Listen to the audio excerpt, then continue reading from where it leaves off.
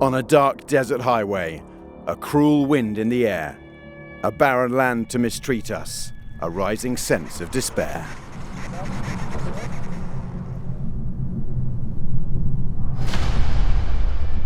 It's really cold there, but this whole rally has been cold, and with the rain obviously it makes it even colder. So it's the same for everybody, but it is pretty chilly in the mornings. It's another nice stage, looks be again a little bit wet. Yeah, it's just day 3, but I feel good, I feel health, so let's start the day full gas.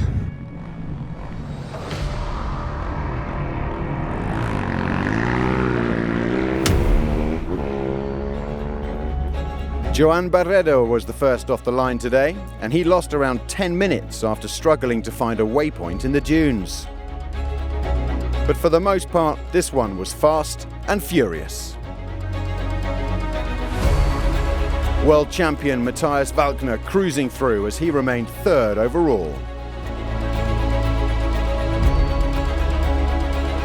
Sam Sunderland got lost with Barreda, but he held on to the lead by the skin of his teeth. I didn't really want to push too much today because I think tomorrow's going to be super long, so it would be good to start a bit back, you know. Another sensational effort from rookie Mason Klein to come third on the stage.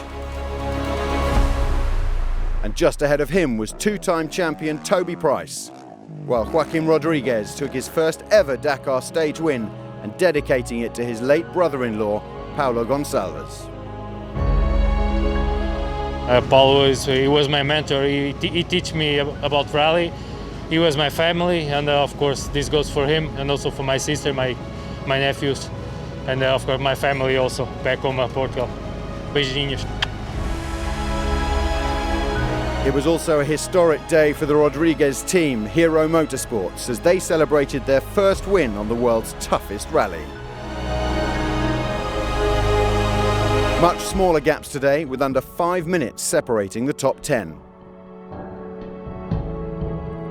Sunderland leads by just 4 seconds from his brother-in-law, Adrian van Beveren, ahead of the longest stage of the rally, and the Frenchman might have been on top if he hadn't turned 30 today.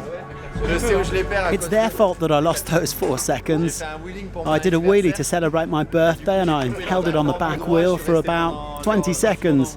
So the 4 seconds were definitely in there. What a shame. C'est dommage. Mais bon. Another family story for you now. Aldo and Andrea Winkler, father and son. My dad did 8 Dakars, but the last one was a long time ago in '97. Now I'm very worried because of my dad, and we were lost.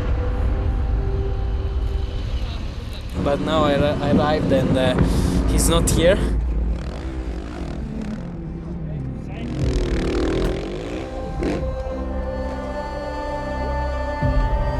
To be continued. For most competitors, the Dakar is the biggest challenge of their lives. Quads, cars, trucks, bikes, everyone suffers.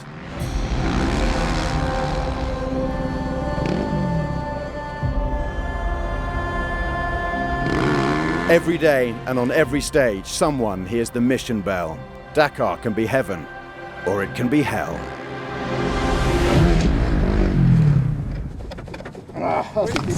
We only have third gear, so it's no way to get up. We cannot do anything. And if it wasn't tough enough, sometimes bad luck knocks you back. Or a truck. Or the sand. Or another bike. Or your own bike. Or a rock. Or a different rock.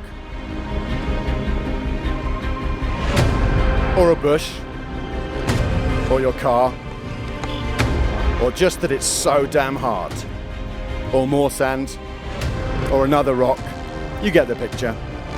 But what makes these men and women, these mothers, fathers, daughters, sons, so remarkable, so heroic, is that they get back in the saddle and give everything to complete one of the most extraordinary feats of human endeavour known to man.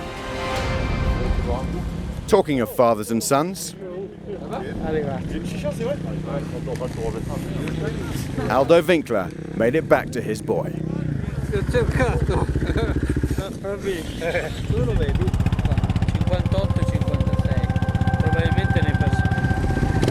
And they live to ride another day together.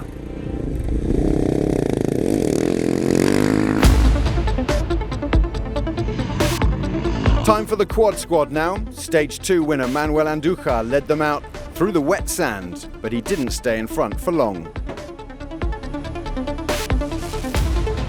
Alexandre Giroux is slowly clawing back the 20 minutes he lost on Sunday and passed the reigning champion. But no one could keep pace with Pablo Copetti on his Yamaha. Last year's third-place rider quickly pulled 2 minutes ahead, and he kept that lead all the way to the finish. Copetti's 6th Dakar Special victory means he takes over as race leader from Luis Viadas Cancius, who was penalised nearly 17 hours today after he couldn't complete the stage. Audi have gone back to the future, and the fight for victory takes a twist. For Sébastien Loeb, a harsh come-down after the highs of yesterday's stage win. The transmission broke after around 10 kilometers, so we had to do the whole stage in two-wheel drive. It was a tough one.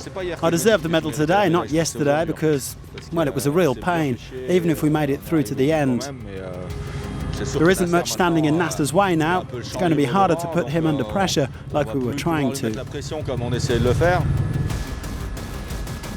I think Sab, he have a problem with the car, you know, and just we try to take it easy, you know, without any risk, you know. I'm quite happy to finish the stage. Nasser cruised to the finish line, knowing he now has a very comfortable lead. MotoGP star Carlos Checa has transitioned from 2 wheels to 4 wheels, to roof, on his Dakar debut.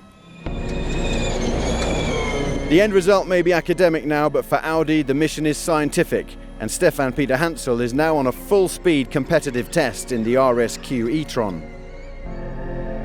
Putting the high in Hilux, Henk Lattigan continues to impress with a second fastest time for Toyota on stage 3.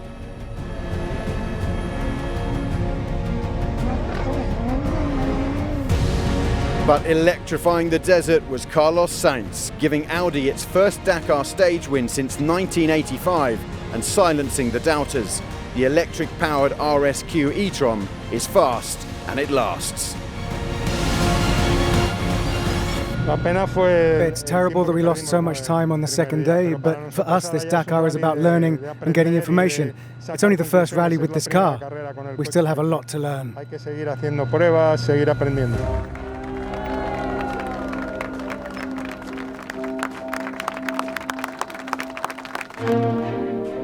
3 Audis in the top 5, but no Loeb in the top 10. And that means that Nasser Al-Attiyah can now control this Dakar from the front.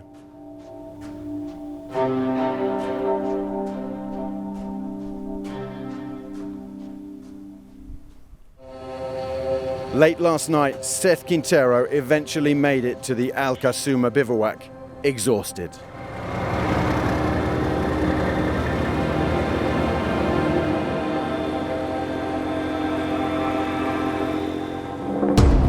Had a great day all the way up until about 45, 50 Ks to go. Had a great lead and then lost front diff, and when we lost front diff, tried to keep driving, and then we either lost a rear diff or we lost transmission, and that ended our day, and looks like that ended our Dakar rally. But yeah, pretty frustrating. I hope physically I can make it tomorrow, to be honest, because it's not a good time. Just a few hours later, young Seth was storming again, flying to his 3rd stage success at Dakar 2022. In the overall standings, Chaleco Lopez has a slim 9-minute lead over Ericsson. Apart from driving an SSV, Marek Goksal owns a theme park. Today the theme was winning, the desert his roller coaster, and he wore a racing suit instead of a cartoon dog outfit. Austin Jones leads the overall by 5:23.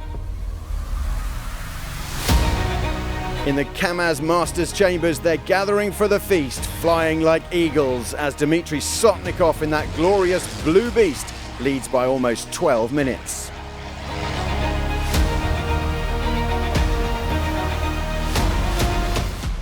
If you hear voices calling from far away, it's Dakar 2022. We've got a welcome, a hot spell and a camel for you. Saudi's a lovely place, such a lovely place when the Dakar's here. See you tomorrow.